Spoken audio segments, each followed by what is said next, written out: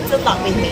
Today I'm going to bring you to the Accident and Emergency Department, which is in short we call it A&E. So this A&E has just completed the expansion as renovation, and let's go inside and look at the brand new A&E. Let's go!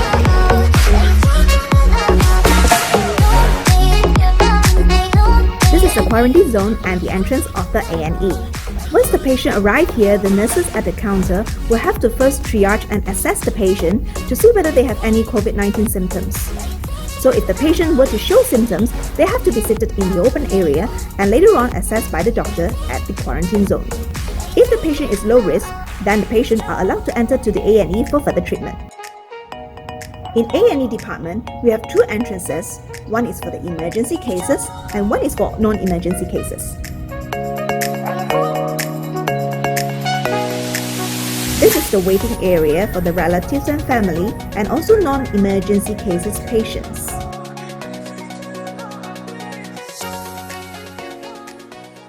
This is the emergency entrance where normally patient would be pushed or wheeled inside for immediate attention. Today we have invited the A&E supervisor here with us to understand how A&E functions.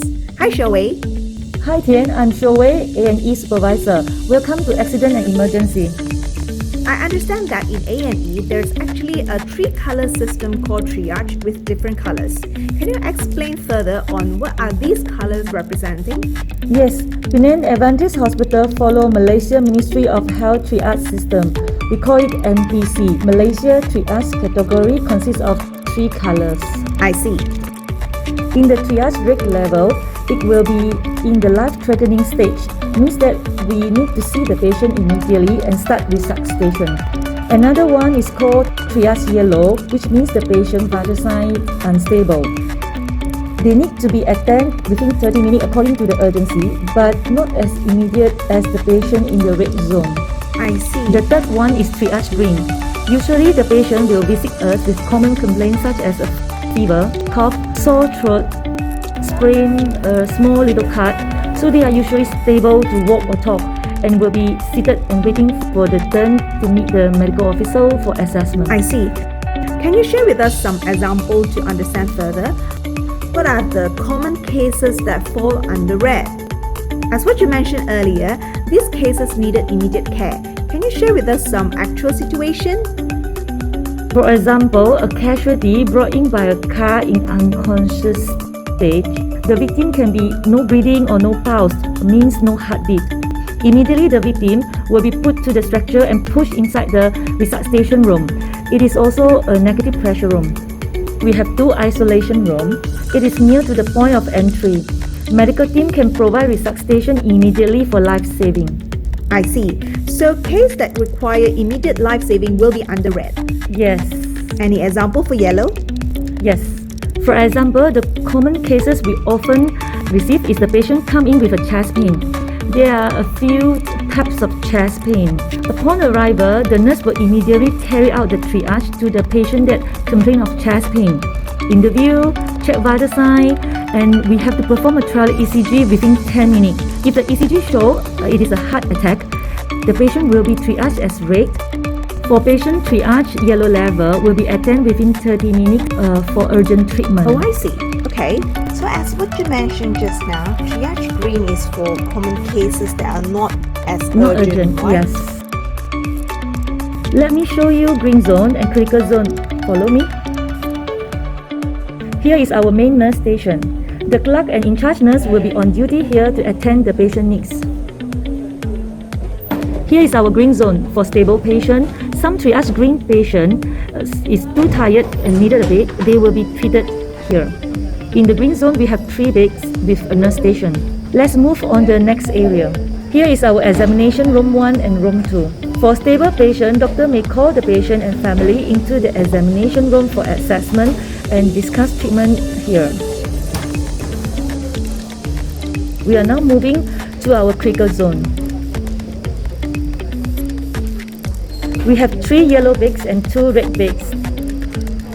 The patient with unstable vital sign need cardiac monitor, oxygen, medical gas or suction. They can be treated in this area. A patient unit in critical zone consists of cardiac monitor that can monitor heart rate, pulse, blood pressure and breathing rate.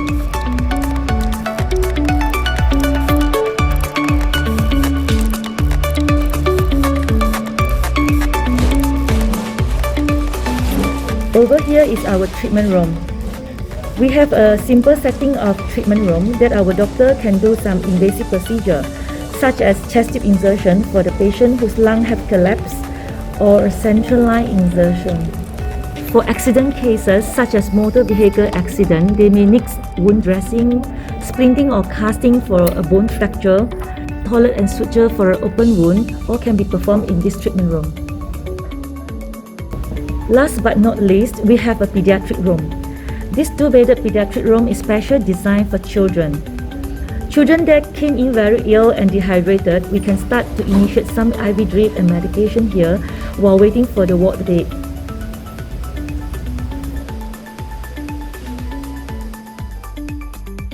A&E department is designed to be close to imaging department, ICU and HDU to allow immediate patient transfer for diagnostic imaging and critical care.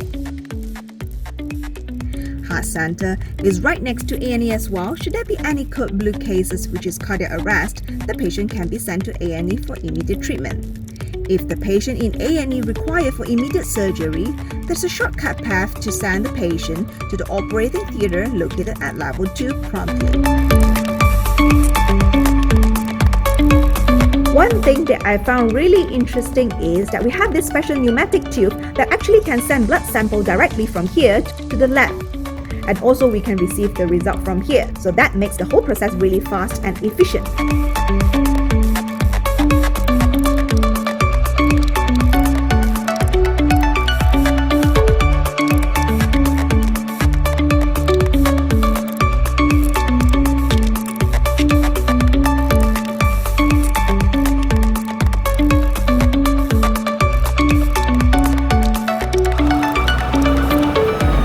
Let's have a look what's inside the ambulance. Hi, I'm Roland, the ambulance driver and attendant coordinator.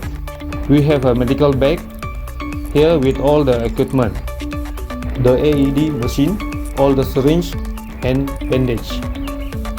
This is the Connexia oxygen tank. It is lightweight to bring to the casualty scene. This is a portable suction pump for the patient that we need to clear airway. All the gloves are kept here. Monitor, stethoscope. This is an ambulance stretcher. We need this to transfer patient. And this is L-splint for patient with a fractured leg. How do you turn on the sirens and lights? Let's ask Roland. Are these the buttons? These are the siren button. And this loudspeaker to use communication with the people outside. Oh, what about the light buttons? Are those buttons on top? Yes, this is the light button. Every time when we go out on the road, we need to on the light to notify the public that this is an ambulance.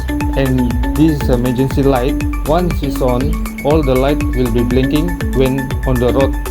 This is the partition between driver and patient compartment. We have a window to allow communication with the patient and the staff.